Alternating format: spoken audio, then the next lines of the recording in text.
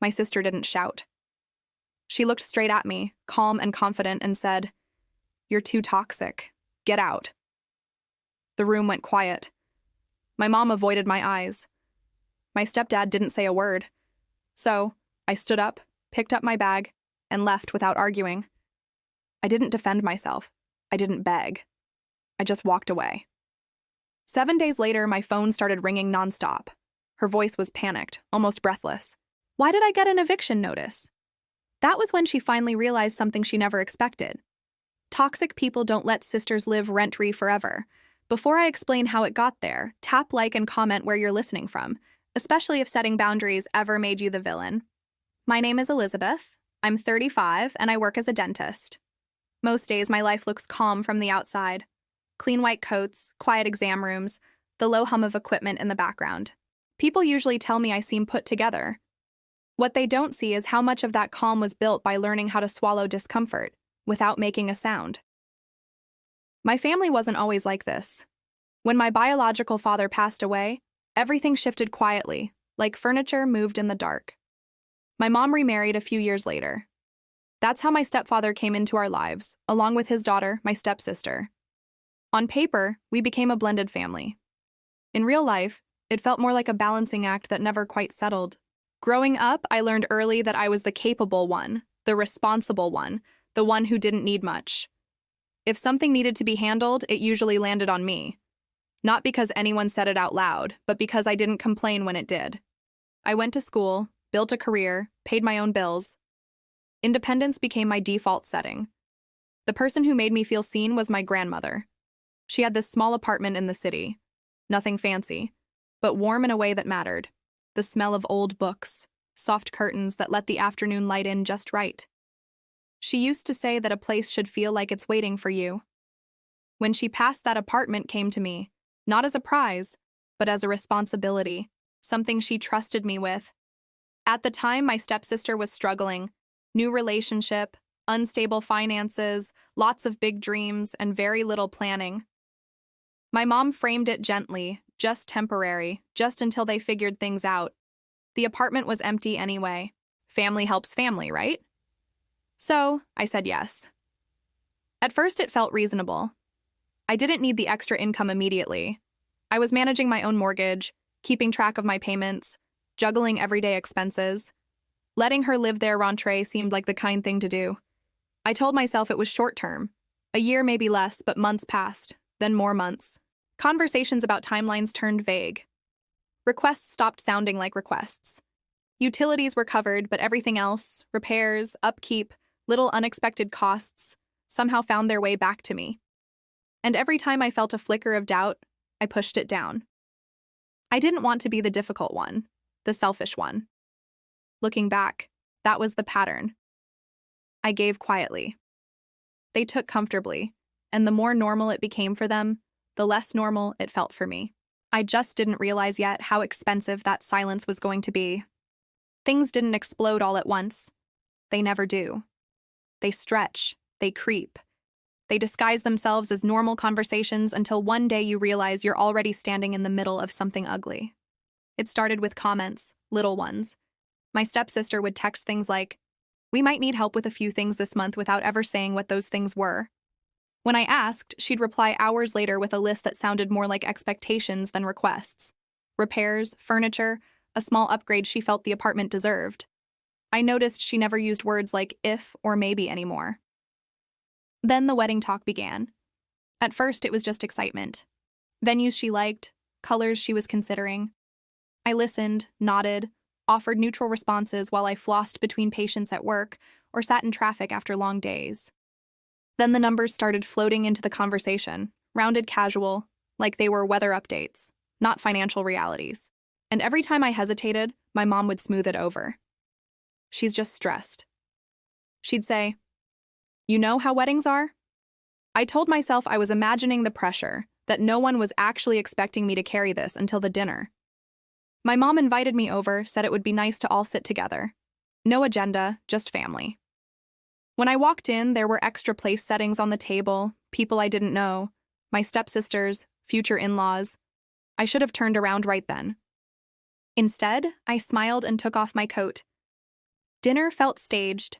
Compliments aimed in my direction, questions about my work, about how well I was doing, the kind of attention that makes your shoulders tighten because you can feel the ass coming before it arrives. And then it did. My stepsister cleared her throat and launched into the plan. Not just the wedding, but the vision, what it should look like, what it should feel like, what it deserved to be. She talked numbers without blinking. When she finally turned to me, her smile didn't reach her eyes. I said I wanted to help. I said I just couldn't be responsible for everything, that I had limits. That's when the air shifted. She laughed, not a joke laugh, a dismissive one. Someone across the table made a comment about how easy it must be for me. My stepfather chimed in, reminding me how much family had supported me over the years. My mom stayed quiet. That silence felt louder than anything else.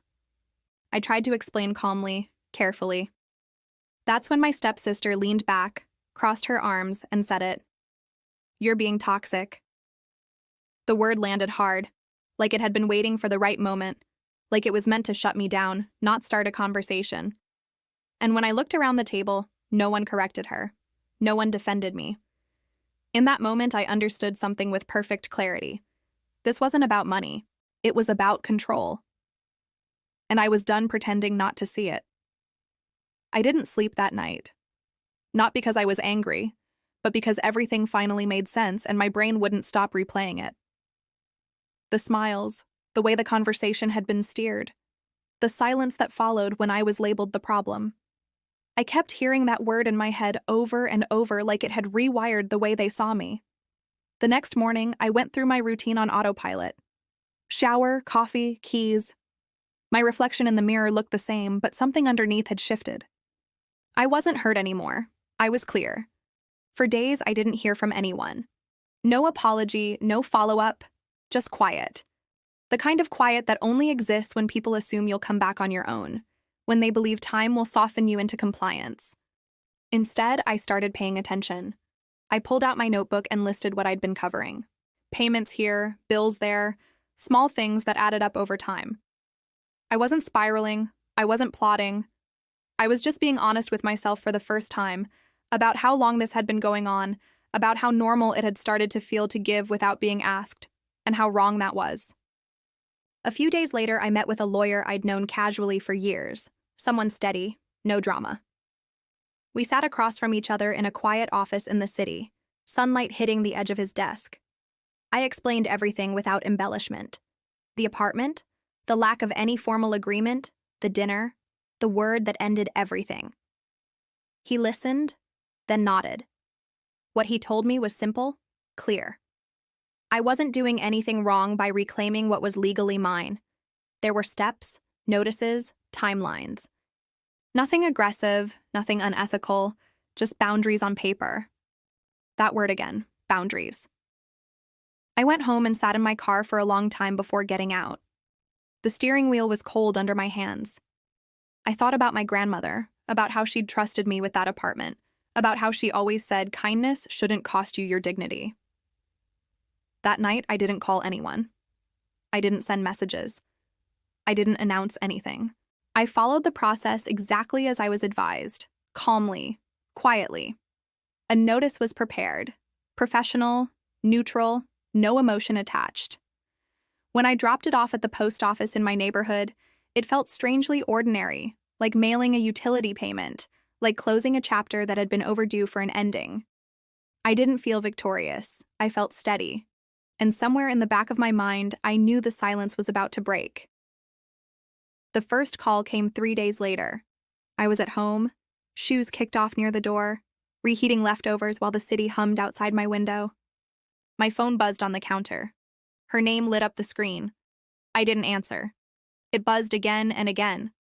By the time I picked it up, there were missed calls stacked on top of each other like she'd been dialing without stopping, afraid that if she paused for even a second, the ground under her feet would give out completely. When I finally answered, she didn't say hello. Why did I get an eviction notice? Her voice wasn't sharp anymore. No confidence, no attitude, just panic, thin and exposed. I could hear someone else in the background talking fast, asking questions.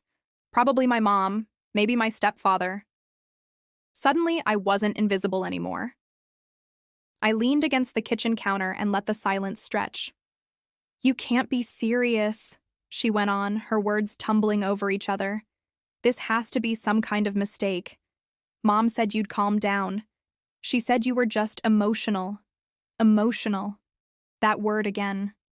Another attempt to shrink me. "There's no mistake," I said evenly. My voice sounded steady even to me. "You were told the arrangement was temporary. It ended." Her breathing changed. "Faster now. You didn't even warn us." She snapped. "You just did this behind our backs." I almost laughed. Almost. I thought about the dinner table, the way they looked at me while waiting for an answer, the way no one had warned me before deciding what I was supposed to give. "I didn't do it behind your back," I said. "I did it without an argument."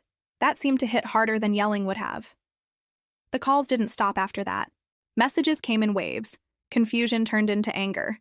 Anger into bargaining. She offered timelines, promises, excuses. At one point, my mom got on the line, her voice tight with forced calm. "This is getting out of hand." She said, "We're family. We can talk this through." I asked her one question. Was I family at that dinner? She didn't answer. That silence told me everything. 2 days later, they showed up at my place. I looked through the peephole before opening the door. My stepsister stood closest, arms crossed, jaw tight. My mom hovered behind her eyes, already glossy. My stepfather stared past them both like he didn't want to be there, but didn't know how to step away. I didn't invite them in. My stepsister spoke first. "You embarrassed us," she said. "Do you have any idea how this looks?" I studied her face. The familiar one I'd made excuses for years ago, and suddenly I saw it clearly. This wasn't fear of losing a home. This was fear of losing access. "You told me to get out," I said quietly. "So I did." "That's not what I meant," she snapped. I was upset. "You were comfortable," I replied. "There's a difference." My mom stepped forward. "Honey, she didn't mean it like that. You know how she is. We all say things we regret." I nodded. "And we all live with the consequences of what we say." My stepfather cleared his throat. "Let's be practical," he said. "You don't need the apartment. You're doing fine. Why make this harder than it has to be?" That sentence landed heavier than all the others because it finally said the quiet part out loud. I looked at him and felt something in me settle completely. "This isn't about need," I said. "It's about ownership and respect." My stepsister scoffed. "So what? You're punishing us now?" I shook my head. "No, I'm opting out." She stared at me like she was trying to recalibrate the situation to find the right lever. Then her voice dropped sharp again. "You're being toxic." There it was, the word she'd been holding on to like a weapon. I didn't flinch. "Toxic people," I said slowly. "Don't allow sisters to live rent-free in their apartments." The words didn't come out angry. They came out final. For a moment, no one spoke. My mom's mouth opened, then closed. My stepfather looked down at his shoes. My stepsister's face flushed, then drained, as if she'd finally realized something fundamental had shifted. "You can't just throw us out," she said weakly. "Where are we supposed to go?" I met her eyes. "That's a question you should have asked before you decided I didn't deserve basic respect." Her confidence crumbled after that. She tried apologizing, then blaming, then apologizing again. Each version sounded rehearsed, like she was flipping through scripts, hoping one of them would still work on me. None of them did. "I'll give you the time outlined in the notice," I said. "Nothing more, nothing less." My mom reached for my arm. I stepped back. "This isn't cruelty," I added. "This is a boundary." They left shortly after that. Not dramatically, just quietly. The kind of quiet that follows when people realize they've pushed too far and there's no way to undo it. The remaining weeks passed with surprising calm. No more calls, no more messages, just space. On the final day, I didn't go inside the apartment. I stayed across the street, sitting in my car, watching them load boxes. My stepsister avoided looking in my direction. My mom moved slowly, like the weight of it all had finally caught up to her. When they were done, My stepsister walked over and placed the keys on the hood of my car. Her hand lingered for a second like she wanted to say something else. She didn't. They drove away without looking back. I didn't feel triumphant. I felt free. The apartment was quiet after they left, not empty quiet. The kind of quiet that settles instead of echoing. I walked through the room slowly, noticing things I hadn't before. Scuffed walls, a loose cabinet hinge, ordinary ware that told a story without emotion attached to it. I took care of what needed fixing. Small repairs, fresh paint, nothing dramatic. Within a few weeks, the place had new tenants, reliable, respectful. The payments came in on time, predictable, uncomplicated. For the first time, the apartment felt like what my grandmother intended it to be. Stable, not strained. My family didn't reach out again. Not with apologies, not with demands. The silence felt different now, lighter, like I'd set something down that I'd been carrying for years without realizing how heavy it was. I focused on my own life. Work felt easier. Evenings felt longer. I started saying no without rehearsing explanations in my head.